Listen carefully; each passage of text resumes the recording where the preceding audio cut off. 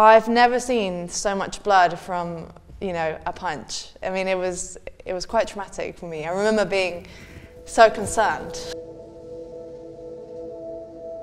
I was one of the very few women there feeling this rage, to be honest. Let's explore this mindset you've got about always moving forward and always wanting to be the best part of you. Even which now to this day, you would expect a girl who's 6 foot, long legs, very thin, looking a bit like a showgirl maybe. It went from being a physical pain to a lot of medical care. You want to have the grace of a dancer, the strength of a warrior, and the mindset of an athlete. They had to get me out of the floor. There is a lot of negativity that runs, right? I mean, I could have stayed. Domestic life, parents, sometimes. I slowly managed to genuinely pull all of that, those scars out of my, you know, my thinking.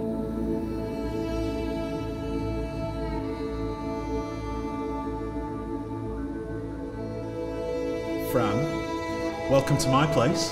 Thank you for having me. How are you feeling? Great, yeah. No, I mean, the sun is shining, finally.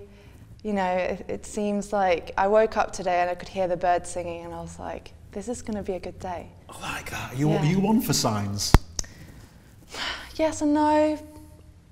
Yeah, you know, I'm not invested truly, but I do like a bit of, you know, signals every now and then, yeah. Signals, it's funny you say signals, and we will hopefully touch on this in a bit, but you seem to, there's been certain key points in your life and you've made very pivotal decisions. Sometimes at a very young age. The first one that comes to me is like you at 16, but we're going to come to that. But yeah, I'm really glad you brought that out, signals, because this is something that I've gleaned from you a lot. But first, I want to start, Fran, by sharing with you what it is about Fran Katz that I find most frustrating.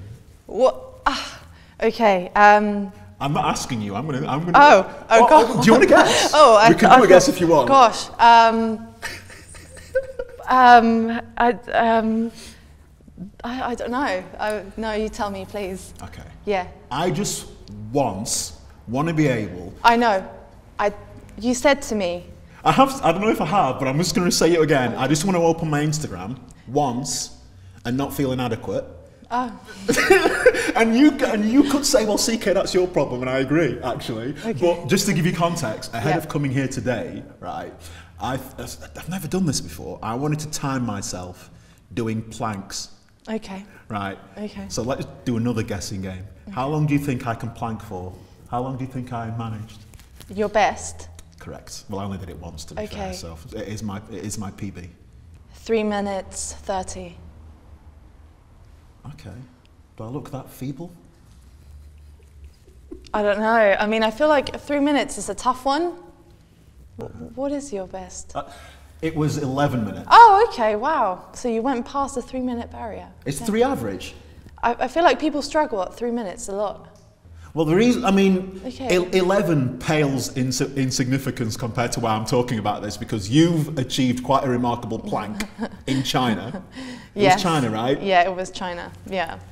An hour, well, a bit over an hour actually. You know, I was internally feeling this rage, to be honest, and I just wanted to get it out. And it just happened. This is unbelievable. 21 seconds for the hour. This is an hour of plank variation. They're so stubborn, look. You know what he's going to do. I'm halfway. It went from being a physical pain to completely a mind game. And you know, before I knew it, 20 minutes, 30, 47 minutes. When we were on the 50, it went so quick. And they had to get me out of the floor. I mean, I could have stayed longer. So you mean that wasn't you, like the 1 hour and a bit wasn't you at exhaustion? No. Why were you stopped? Because we had to go and have breakfast. You know, it was like, we started at 4 a.m. or 4:30, and then basically we only had food at specific times in the day. So I can't remember, it must have been like 6:30 a.m. That was the breakfast call, and obviously we had gone past that time and we had to go and get breakfast, so. That's mad. What do you mean when you said you felt a rage? Do you mean you felt a rage before you even started the plank, or the plank got you angry? No, before. That day wasn't a good day? Yeah, exactly. By that time, I was already, I believe, 2 weeks in training in China, and I was one of the very few women there. And there was a lot of, talks about women and men, just the whole kind of, women are doing this, men are doing that, and that got me really, I don't know, it brought some internal, fire that I wanted to bring out and show, we are more than capable to do what you're asking the men. And in terms of the separation between male and female, from a combat perspective, when they were saying men are doing this and women are doing that, yeah, just a physical training. And all the physical training stuff, there was always a comparison, and sometimes taken a bit as a joke.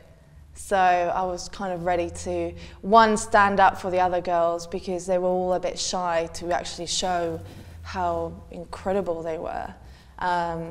So I just wanted to kind of, put a flag on the soil and get everyone, shaken.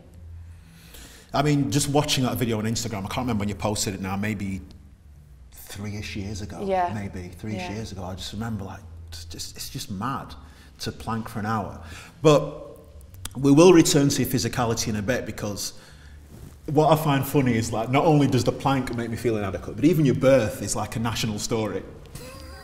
Yeah, I mean, you know what, hands down to my parents, really. They are the ones that pulled everything through. When I say even your birth is a national story, of course I'm referencing, so you were born on Mother's Day, yes. 1996. 94. 94? Where did I get 6 from? Mother's Day 1994 in Santiago, Chile, South America. Right, and you take the story from there. Why was your birth national news, and why were you on the front cover of the newspaper with Michael Jackson? Michael Jackson, yeah. Well, we were the second second quadruplets to be born in Chile. The first ones who were born not far from us. Unfortunately, I believe 2 of them actually passed away. They didn't make it. So it was a big thing to have, for the first time, quadruplets born in Chile, all at a point where they've actually survived or they've made it through, birth. But we were extremely premature, only 6 months. So we were all less than a kilo each. And 2 brothers, 2 sisters? Yeah, 2 and 2. And I wish I could genuinely remember that feeling, but obviously we can't, because we were, as babies, we don't remember these things. But from, watching videos and looking at the photographs, the press, all the press that got out, I can see how intense this must have been for my parents. And I mean, I've got a few friends who have a baby, and I think it's incredible, to just have a newborn. The fact that my mum managed to pull out 4 of us is insane, and there was a lot of complications. We all, carried issues from being born so early, but there was obviously an inner power or something to, get us through. But you were in an incubator for nine months, right, on an incubator, and so among the many complications that presented themselves in your physicality was underdeveloped lungs. So one of the things that the medic said to your mum and dad is that one thing to help Fran's lungs is swimming, for all intents and purposes, which to your parents wouldn't have been in of itself concerning, because they were triathletes, they were pro triathletes, both of them. Yeah, exactly. At that time, my parents were more just crazy athletes overall. Like kayaking, swimming, running, you name it, they would be doing everything. But the funny story is that after those 9 months, it was 9 months in an incubator is a very long time in intensive care. It's expensive, it's taking a lot of medical care from hospital, and they were looking at the option of taking the incubator back home, because I was separated from my siblings, separated from obviously my parents. For a newborn, it is quite a, you know, it can cause, I guess, lots of complications in the future. Were your siblings on an incubator for 9 months as well? No. So you were the worst, physically the most challenged? Well, Wow. my brother also had, one of them had also had, he had big surgeries in his digestive, like his intestines got completely removed. So yeah, that was a whole other story. But he pulled through.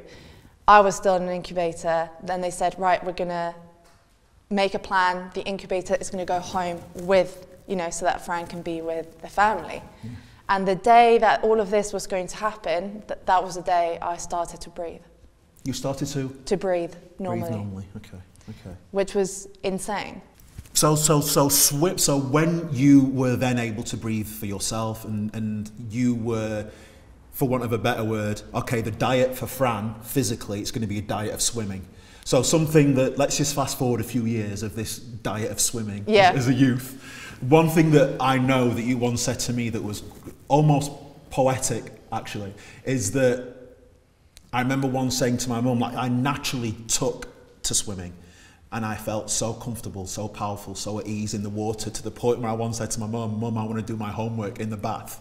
What does that even mean? That was the thing. I would, yes, I mean, being in the water, you name it, in the swimming pool, in the bath, made me feel like I could genuinely feel so empowered with my body, so free. And I don't know, there was something about the movement, the freedom, that solitude of being by yourself in the water that made me just feel like it was my place. And I am quite, I like being by myself, I like my own company. Don't get me wrong, I love hanging out with you, but as well, I'm very happy being with myself and my thoughts. And when I was in the water, that was when I could always, imagine. I was always kind of making up stories in my head. I felt the most creative when I was in the water, from a kid till even now. Like, the most incredible ideas come up when I'm in the water swimming. So when did you, because I know that from a certain age up until the point of 16, you were competing competitively and nationally for Chile. Yeah. Scooping all the awards. Wouldn't be an understatement, wouldn't be an overstatement to say that you were scooping all the awards in your direction. You were winning stuff, let's be honest, right? You were winning stuff, quite proficiently winning stuff. And when did you kind of start your swimming journey? Like, 'cause I know that it was at 16 when you actually made a little bit of a realisation and you moved in a different direction, which we'll touch on in a minute. But like, when did your swimming journey start? Because from what point did you start competing swimming-wise? What age did you start? I think things got quite serious when I started to hit like 10, 11. Yeah. People could see that there was a huge potential. And straight away, obviously my parents being swimmers themselves, they encouraged to, really go at it. And I mean, I was training 2 to 3 times a day. I mean, I remember being really young. How old are you in that photograph you brought in? I think that must have been 14. Okay. Baby Fran, too cute. Baby Fran, yeah. But it was, I remember, I think it must have been, 12, where my mind, I understood the power of the mind in an athlete.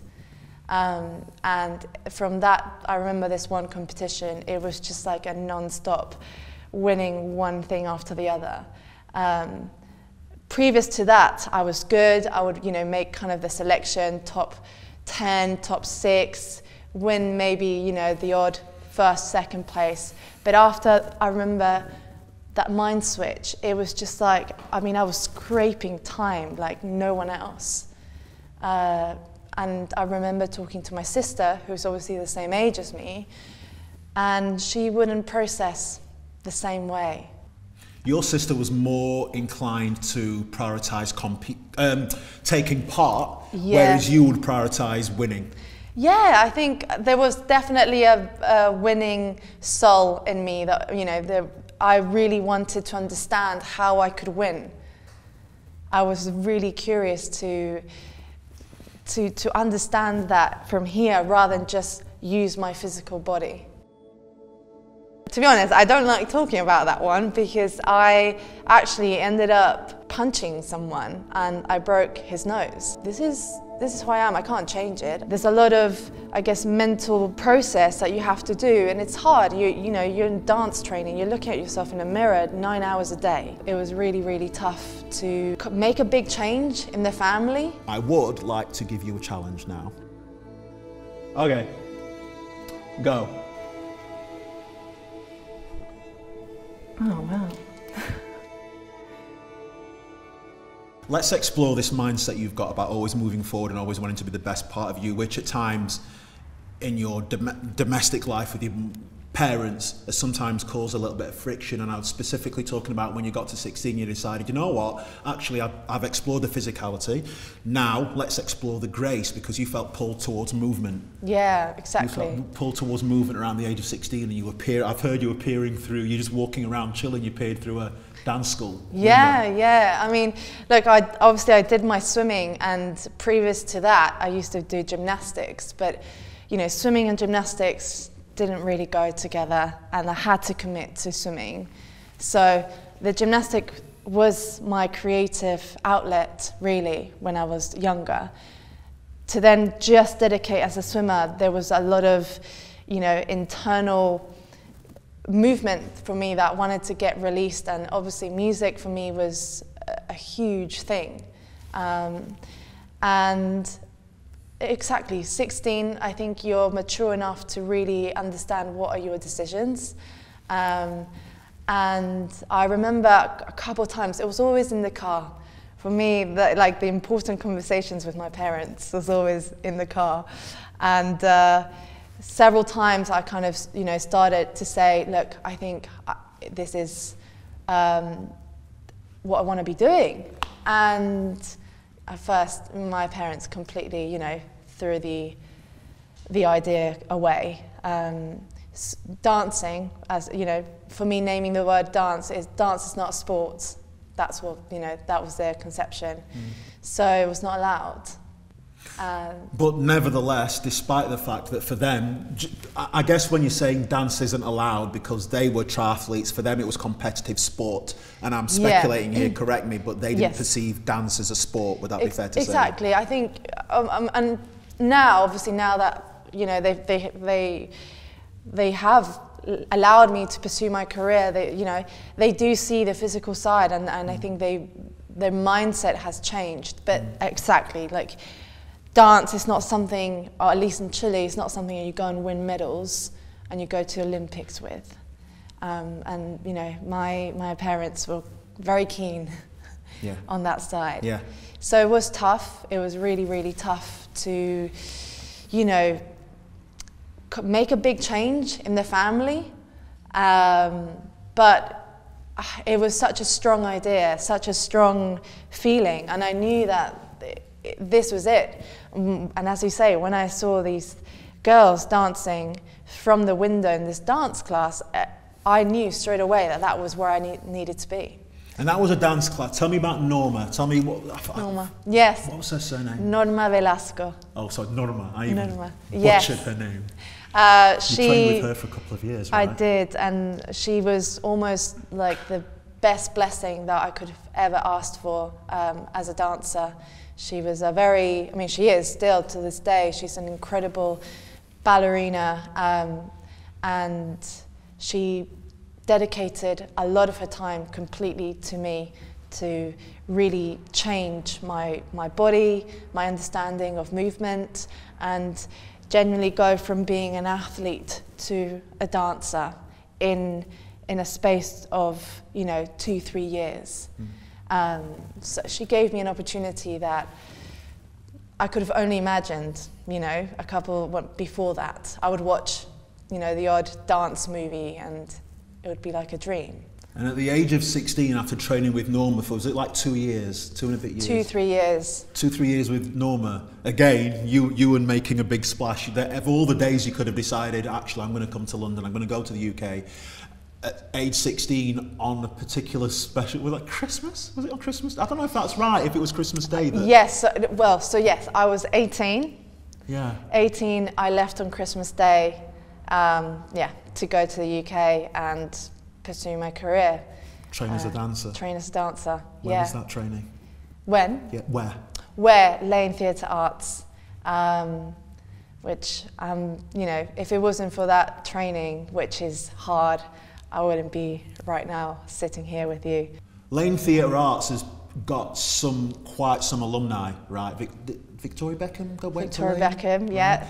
But I guess what I'm really interested in is that you became aware quite quickly that you were physically different to the rest, to your peers. Yeah, at Lane totally. Theatre Arts, and tell us about the difference. It was a physical difference. Yeah, most of the girls and most, even now to this day, if you say I'm from Lanes, you would expect a girl who is 6 foot, long legs, very thin, looking a bit like a showgirl, maybe.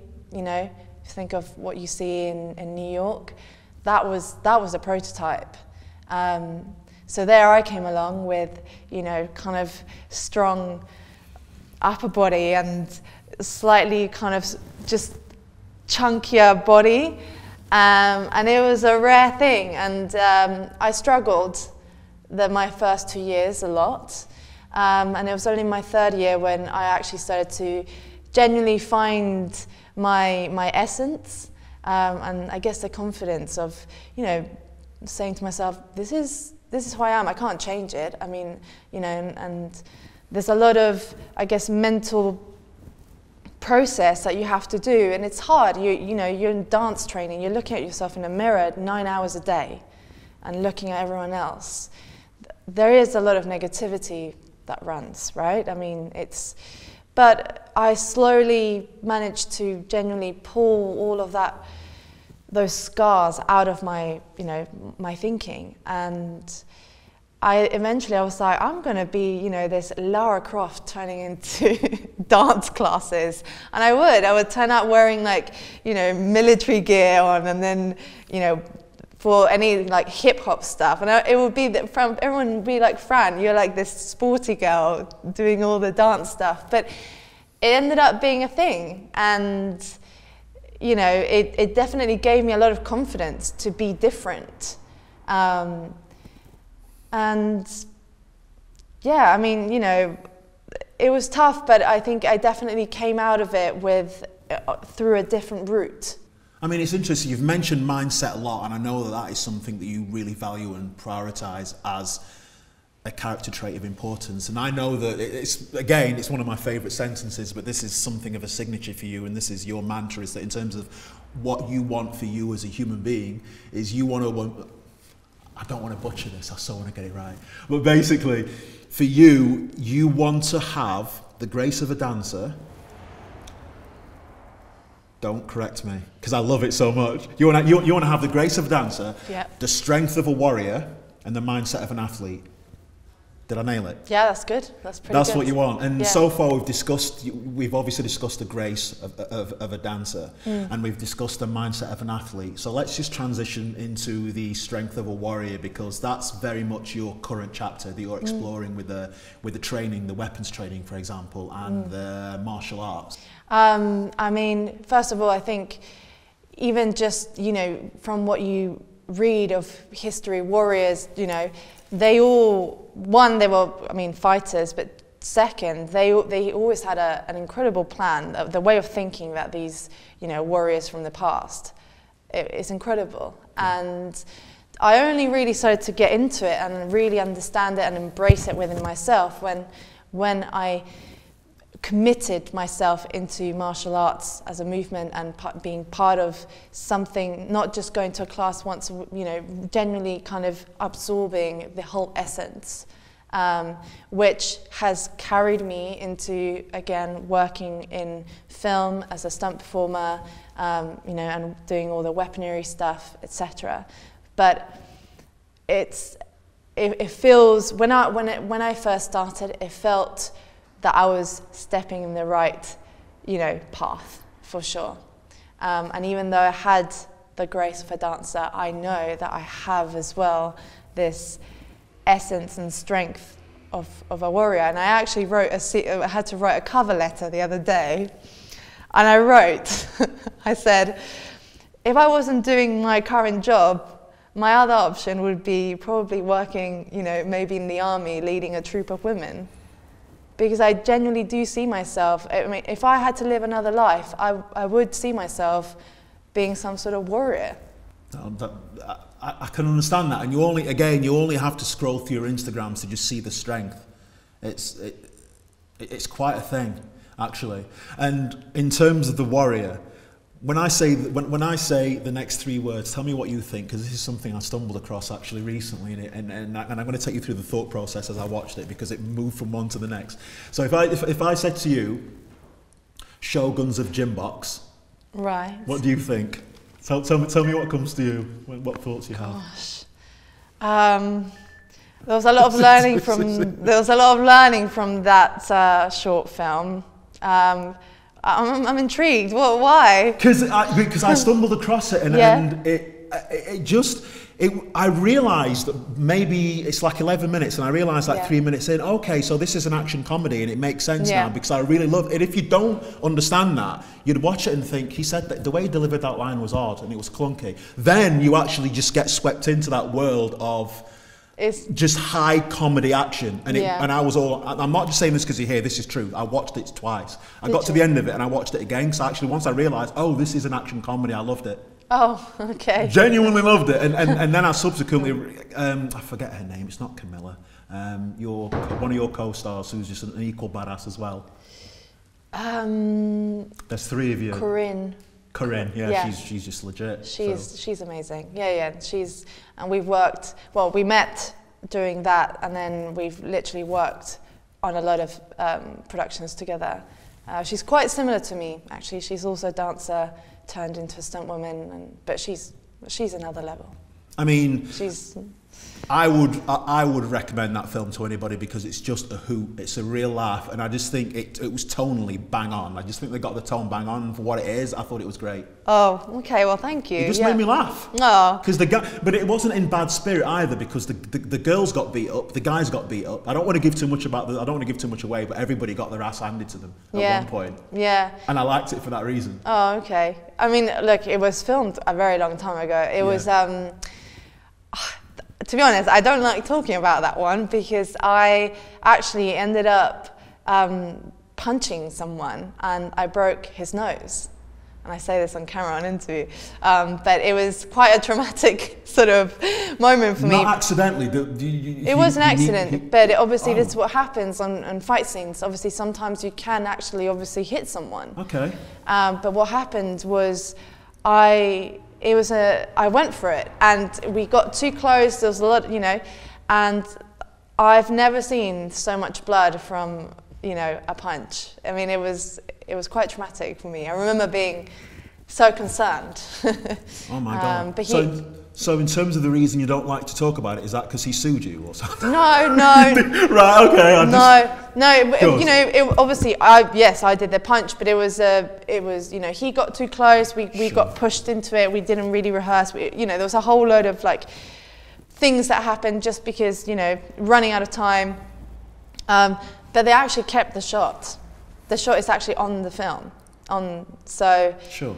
It's me actually going for his actual nose is actually kept. It's on the footage. Nobody's listening to us anymore, Fran. They've all just literally jumped onto YouTube. We're talking to ourselves now. Everyone's like, I want to see this punch. Yeah, but bless, he's called James, and he got his nose done, and he actually then did thank me for it.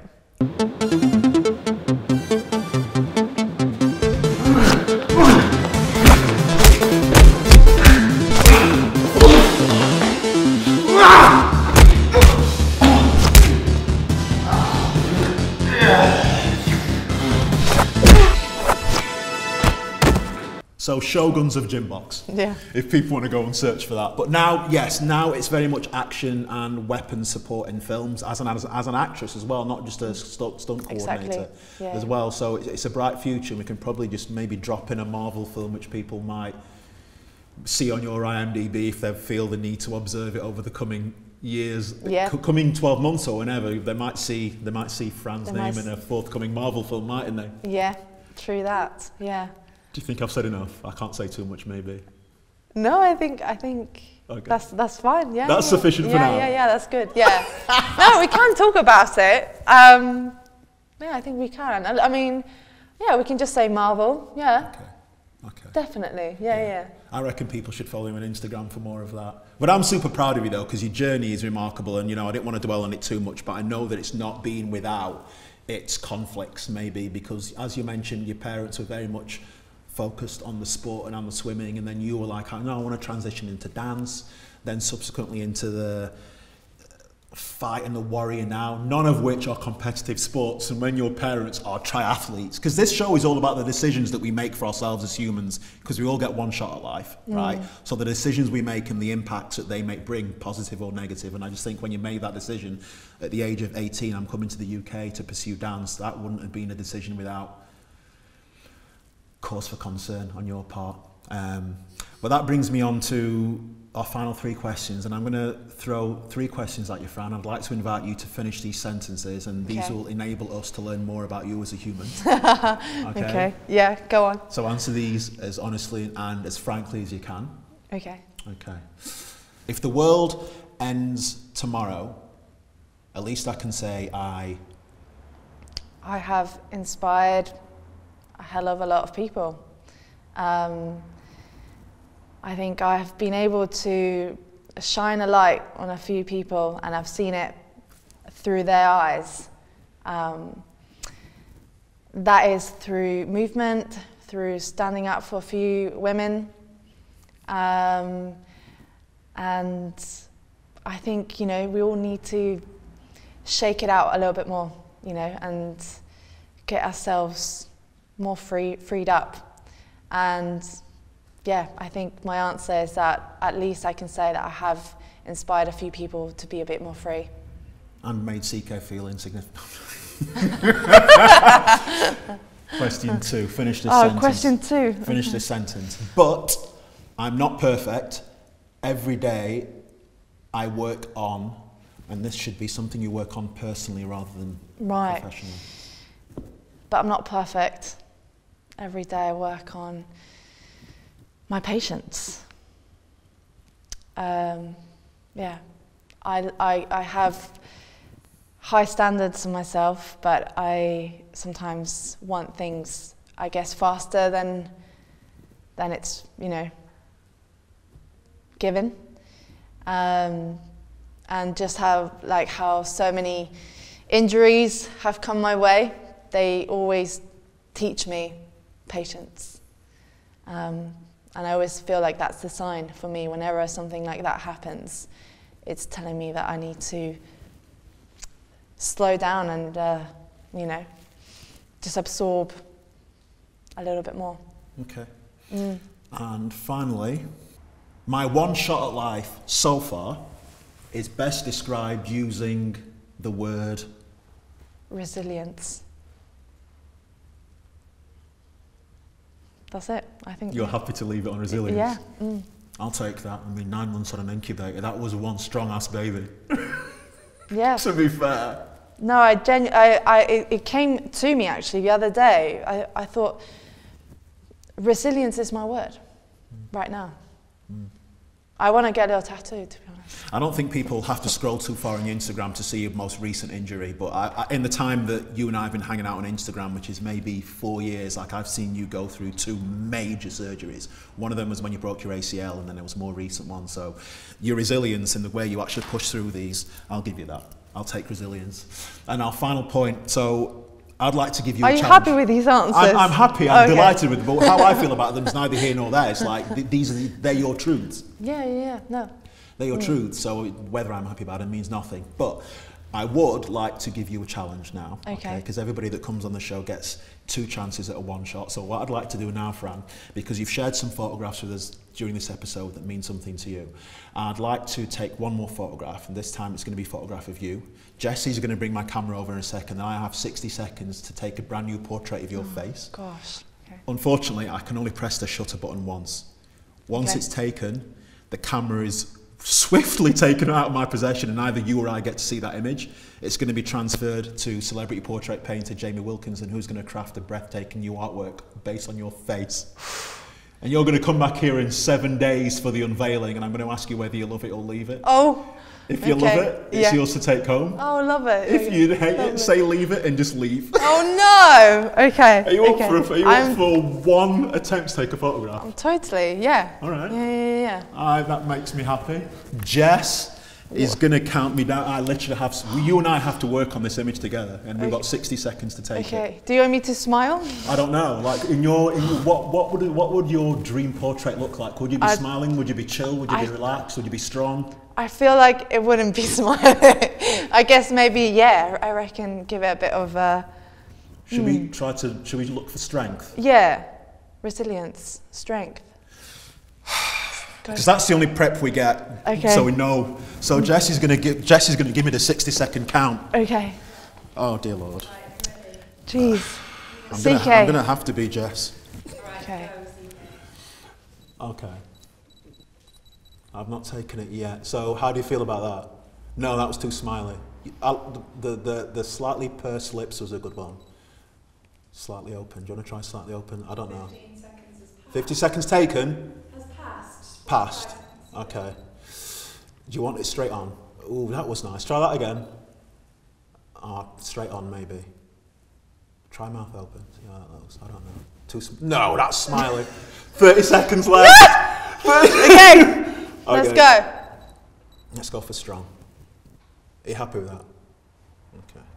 Jess, how long? From 42, or we got 15 seconds. Right, try your lips again. Open slightly. No, okay, let's go for serious. Right, let's go for serious. No, how long? Right, oh God, 10 seconds. Oh my God!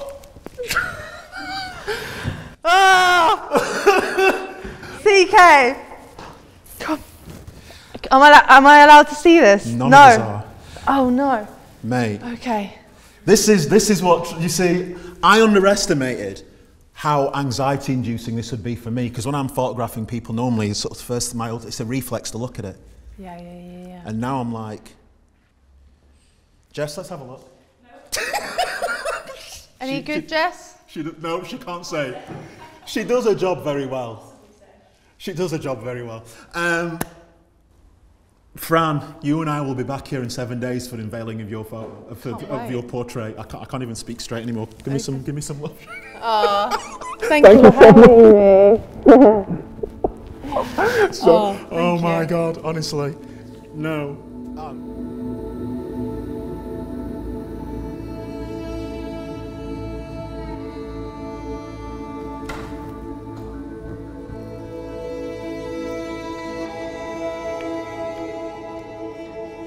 Hi CK, I particularly like the intensity of Fran's gaze. I found trying to capture her likeness challenging, but hopefully she can see herself in my portrait.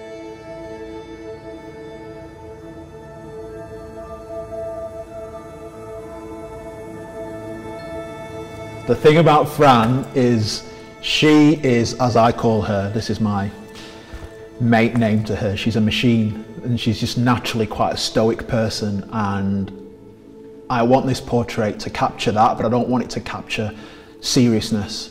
She's serious about her craft, but as a human, she's super warm. So I want to have the perfect balance between her stoicism and her warmth. I don't want it to be excessively serious. And that is what I think could potentially happen here, so. Okay, go.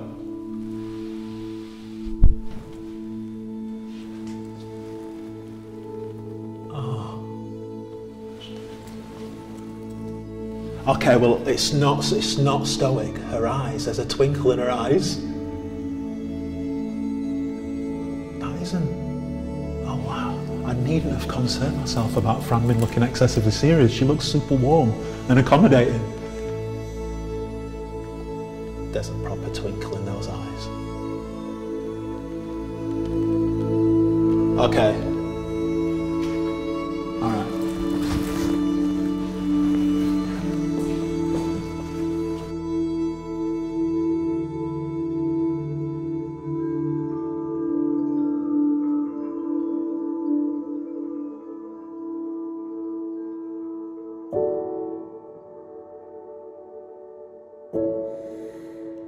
Hey Fran, your confidence was my priority. I love your confidence, but also your warmth. I had to capture your warmth.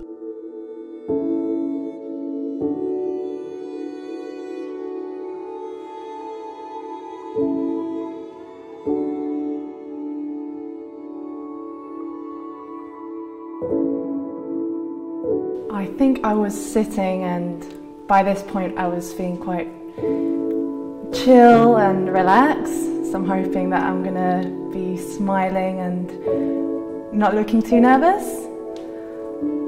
We shall see.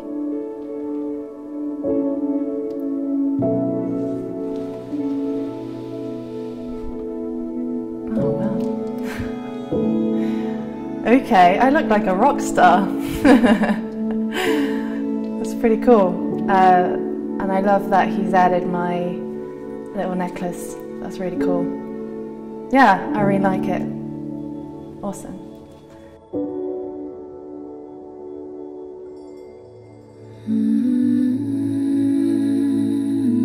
Hey CK. There's an elegant but very poised feeling about this painting. Thank you for capturing a sense of calmness, but with a very beautiful touch of rock and roll.